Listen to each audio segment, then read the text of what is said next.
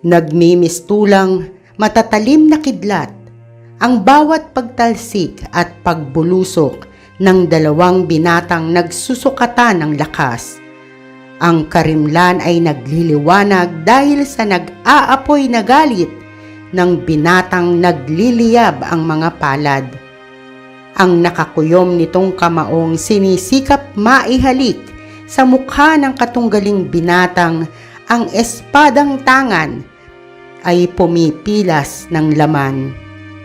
Kapwa may ipinaglalaban, parehong may nais pangalagaan, dalawang binatang alipin ng dilim. Ang isa ay nakadilat, ngunit binulag ng piring, habang ang ikalaway nagliliwanag dahil sa wagas na pag-ibig. Kapwa madilim ang anyo, nagbabaga ang malilisik na mata ng binatang may nakapapasong kamao, habang umiilag sa paghalihaw ng kumikinang at humuhuning espadang nasa himpapawid. Nagliliyab naman ang berdeng mga mata ng binatang patuloy sa pagsugod. Habang dumadapli sa nais patamaan, ay parehong nanggigigil. Sa bawat bigong pagsugod, ay lalong umiigting ang hangaring wakasan ang buhay ng kalaban. Gumuguhit sa mga bibig ang tuso at mapaghamong ngiti. Walang nais padaig, parehong nais magwagi.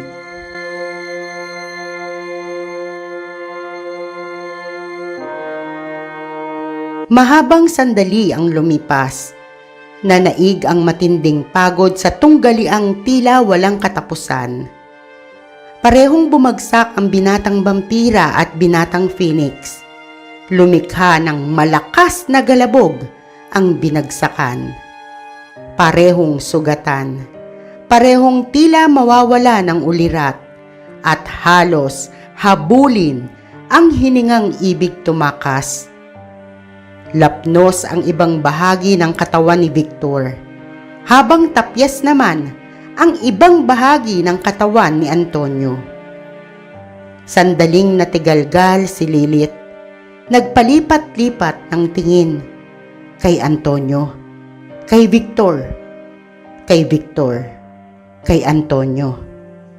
Inaabangan kung sino ang unang tatayo.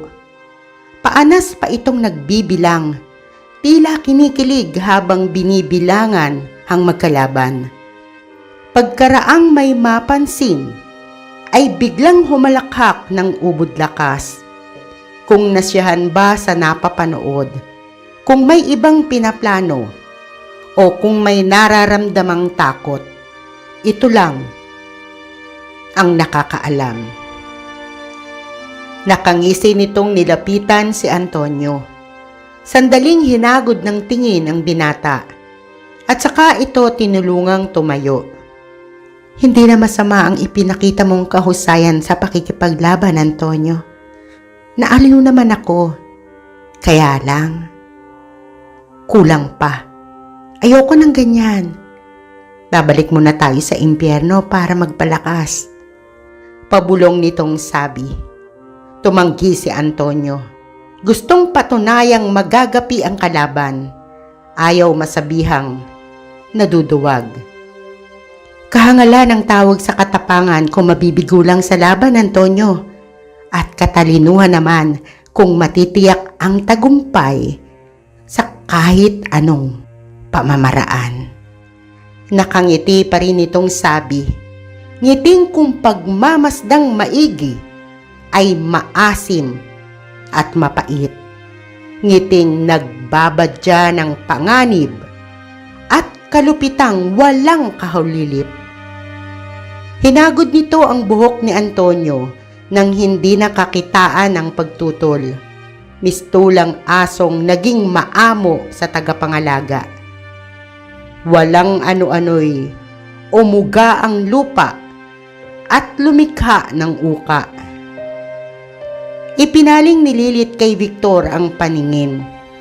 3 araw mula ngayon, Magkikita tayong muli, Victor. Kami naman ni Antonio ang dadalaw sa iyong kastilyo. Nasasabik na kasi akong makita si Teresa, kaya balak ko na siyang sunduin. Sinundan nito ng malutong na halakhak ang sinabi. Iganala pa nito ang paningin. Bahagyang kumibot ang bibig.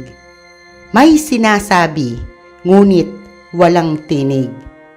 Sinundan iyon ng tusong ngiti bago tuluyang naglaho sa dilim. Naigtad si Victor, ngunit ang tangkang pagsugod ay di na naituloy dahil sa matinding pagod at panghihina. Gayunpaman, sinikap pa ring makatayo. Halos buhatin ang sarili. Sandali niyang pinatatag ang mga tuhod. Paika-ika niyang sinimulan ang paghakbang. Kailangan niyang makabalik sa kastilyo at mapaghandaan ang muling pakikipagtuos kay Lilith at kay Antonio. Ngunit ilang hakbang pa lang ay agad na siyang natigilan. Ang panganib ay agad naramdaman. Hindi nagkamali ang kutob niya. May panibagong sorpresang inihanda ang tusong babae. Iaantala nito ang pagbabalik niya sa kastilyo. Pinatatag niya ang sarili. Paulit-ulit sinagap ang hangin na waring magmumula sa nilalanghap ang panibagong lakas. Nabuo sa imahinasyon niya ang imahe ni Teresa. Nagliyab ang kanyang damdaming makabalik sa kastilyo. Kailangan siya ng dalaga. Lumikot ang kanyang mga mata. Pinalakas niya ang pandinig, ang pakiramdam, ang paningin, ang pangamoy. Bawat kaluskos, bawat yabag at paghinga ng mga papalapit ay tinitiyak na hindi makalulusot. Hinawakan niyang maigi ang espada gamit ang dalawang kamay. Nagmistula iyong bahagi ng katawan. Tila naging bisig at kamay. Nagtagis ang mga bagang niya kasabay ng mahigpit na pagtangan sa puluhan ng espada nang dahan-dahang maglabasan ang mga kampon ni Lilith. Pasimple niyang iginala ang paningin. Binibilang ang kalabang dumarating. 10. Matipuno ang pangangatawan.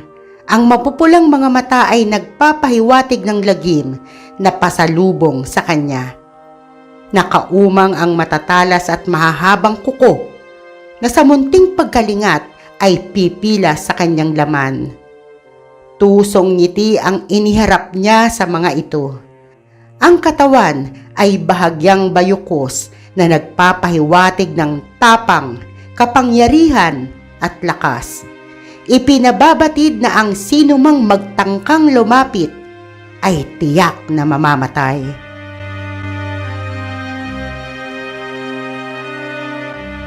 Nang may umakmang susugod, ay humakbang siya paatras at saka isinalubong ang talim ng espadang hawak. Mistula iyong naging hudyat. Nagsuguran ang mga kasama nito at pinalibutan siya. Bumuelo siya at tumalon. Sinalubong ito, dinakot sa lalamunan, hinila hanggang sa humiwalay sa katawan nito. Isinunod ang mas malapit. Tumalsik din ang ulo nito. Isinunod ang paghalihaw ng espada. Bawat tamaan ay tila kandilang naupod. Nadilig ng sumisirit na dugo ang lupa. Hindi niya namalayan ang pagsugod ng isa pa. Dinamba siya. Nabitiwan niya ang espada ng matumba. Nagpagulong-gulong siya sa nagpuputik na lupa. At nang maibabawa ng kalaban, ibinaon niya sa dibdib nito ang matutulis na kuko. At nang hugutin ang kamay, dakot-dakot na ang puso ng kalaban. Mabilis niyang dinampot ang espada at muling inihalihaw. Tatakbo at magpapahabol. Ang unang makalapit ay mauunang bumagsak sa kinatatayuan. Mga daing at sigaw ng nakapangingilabot na nilalang ang pumailan lang sa buong paligid. Nakapangingilo ang tunog ng nababaling mga buto at galabog ng tumatalsik na katawan. Ilang sandali pa'y naghari na ang katahimikan. Mabilis at malakas na paghingal na lamang ni Victor ang naririnig. Nang matiyak na napatay na ang mga alagad ni Lilith, ay naglakad na siya pabalik sa kastilyo. Pasuray-suray ang lakad niya. Natigilan siya nang maramdamang may mga matang nakatingin sa kanya. Nakakubli sa likod ng makapal na halamang madaraanan niya. Hindi iisa, dalawa. Dalawang nilalang ang naroon at nag-aabang sa kanya. Hindi na niya kayang makipaglaban. Naibuhos na niya ang lakas. Kinakabahan man ay hindi siya nagpahalata. Pinagpatuloy niya ang mabagal na paghakbang.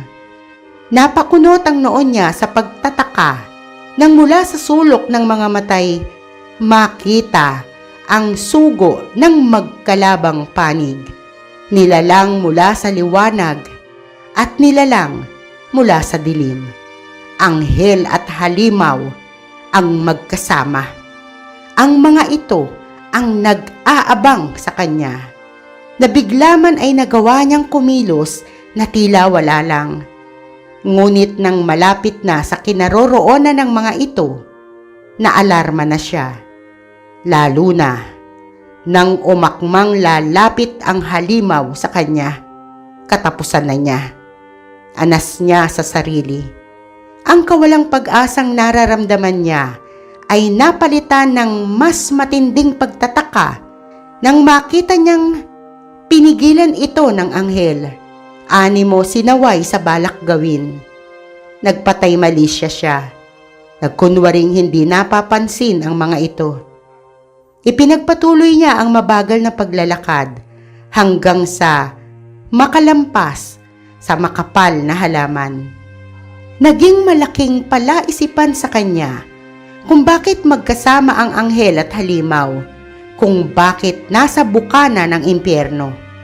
Wala siyang kamalay-malay sa nangyayari kay Teresa, kung paanong lumalaban sa ibang katauhan, kung paanong ito mismo ang naghahanap ng lunas sa sariling karamdaman. Lingid din sa kanyang kaalaman ang mga demonyong nagtipon-tipon nang marinig ang pausal na utos ni Lilith. Habang siya ay naglalakad pabalik, nagmamarka naman ang mga ito. Iisa ang kanilang direksyon. Iisa ang destinasyon. Sa kastilyo.